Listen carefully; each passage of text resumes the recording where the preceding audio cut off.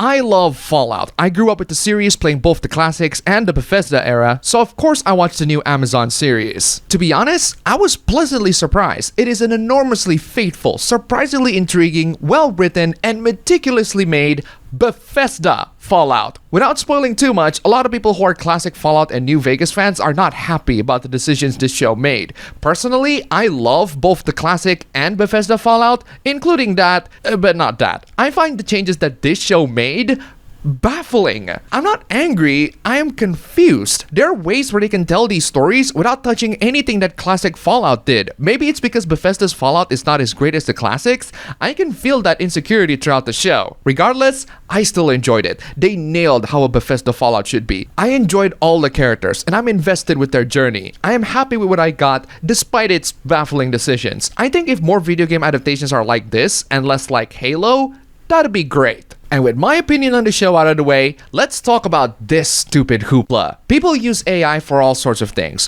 One of them is to edit game characters to look sexier. Muda said that this is the behavior of a porn addict. V said that Muda just doesn't appreciate women's ass. This person said the weird part is making a real person sexier. Let me take a different stance. It's not that you edited a real person with AI, it's that this AI edit looks like ass. I mean, it is ass, but it's garbage looking ass. It's bigger, but it's artificially big. It looks fake. It looks like her pants got inflated. Personally, if I want to make Fallout, or for that matter, any game sexier, I'd go for the mods. There are plenty of them online, or at least if the game is compatible, and people make mods for them. The AI edits aren't for me. The excessive makeup, the inflated boobs and asses, the forced cleavage, they feel fake, and fake is not sexy to me. If I must decide between fake sexy or real ugly, I'll avoid both and try to find a real sexy. Believe me, in the current year, real and authentic sexiness made by human beings for other human beings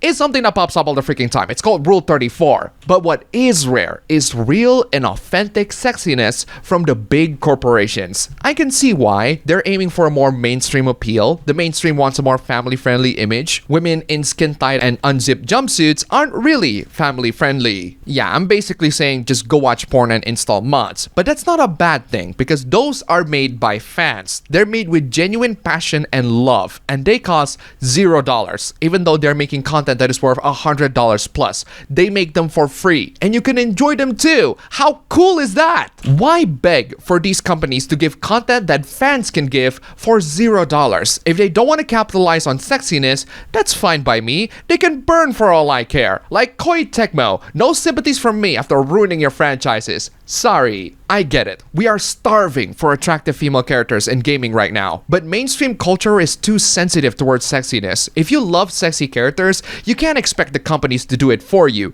You must get them yourself. For gamers, get off your consoles and go to the PC. Seriously, the consoles are restrained by what the manufacturers allow on their stores. The PC is practically limitless. It's the only platform that allows adult games and modding non-adult games to have adult content. Laptops are fine too, including gaming laptops. There are many artists and modders making adult content every day. These are made with genuine passion and love. Some are just as good, if not better, than the source material. They deserve your money a lot more than the big corpos. These days, most mainstream entertainment will not make anything sexier than a family photo. You can't always expect them to please you. The only person who knows what you like the best is yourself. But you won't get it by sitting on your ass. You gotta work for it. And boy, there are more hooplas about sexiness in this video, and people having issues with it. But before we get into more hooplas about sexiness, I want to say huge thanks to all these wonderful sponsors. You're all fantastic. If you want to see your names among these legends, then check out the links down below. Just $1, and you have supported this channel a lot. Seriously, thank you so much.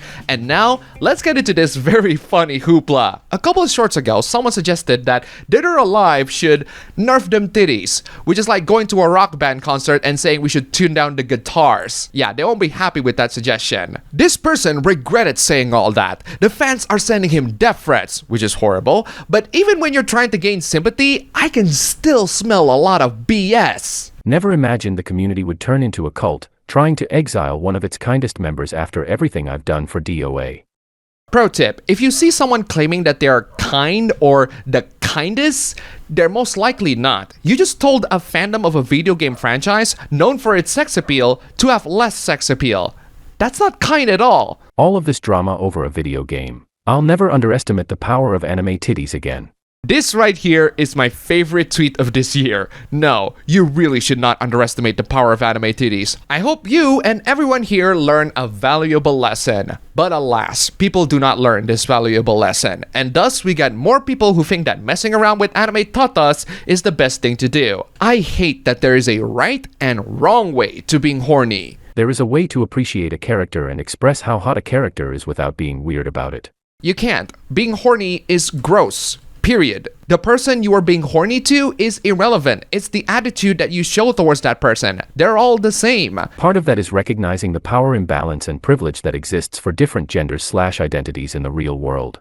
Sorry, but no. This whole thing about recognizing power imbalance and privilege is always used as an excuse to be a hypocrite and an asshole. It gives you the right to mistreat people based on their privilege and to apply double standards that only benefit you. Look, sexiness is subjective. People like the AI ass edit of the Vault Dweller. I personally don't. It's fake and artificial sexy. But you're not immoral for liking it. You just have bad taste. That's what the online discourse has turned into. They turn into a moral thing instead of a taste thing. You're not allowed to have a different taste in current year. Seriously, why can't these people just treat others based on their character rather than their gender? And why do these people need to go ballistic the moment men find enjoyment in sexy fictional women? Regardless of your take on that matter, some people just don't want to watch sexy things on display. I get it, that's your subjective taste, but we already have options to skip them. You have the power to skip them, and some streaming services even gave you the feature. Netflix has the option to skip forward awkward scenes. I mean, I don't have to see why you should though, because we already have fast forward buttons. I'm also the type of person that enjoys films on my own. I don't usually bring my friends or family members to the film, unless it's something that we have a similar interest in. Like how me and my girlfriend go out to watch Suzume. Great movie. If you want to watch porn, then watch porn. I don't need it in my film. Sorry, but last time I checked, people have sex. It's a very crucial part in life. If you don't want to see it, then just press the skip forward button a couple of times. It's one of the most powerful weapons of media consumption in modern history. And hey, some media pad things out way too much, not just with sex scenes, so fast forwarding cuts out the BS. That said, it is a weapon, so you must use it wisely, or you'll miss out some crucial stuff. Speaking of missing out, let's talk about the Persona series again, and why some people would rather miss out on some staple features that they got. Why do Persona wishlists suck? I don't mean the actual fans' wishlist, I'm sure they got good suggestions. I mean the tourists' wishlist. Female protagonists. Not super essential, but Atlus will probably make one in the next installment. If Persona is like JoJo, then part 6 has a female protagonist, so look forward to that. No weird teacher social link. That sounds boring. Bad take. Some playable characters are adults. Like you said, Persona already did that, but why did you cite Eternal Punishment? Maya was in the previous game. The Persona 1 cast are there in game 2 as adults. The Persona 3 cast are adults in Arena and Ultimax, and they are playable. No cops.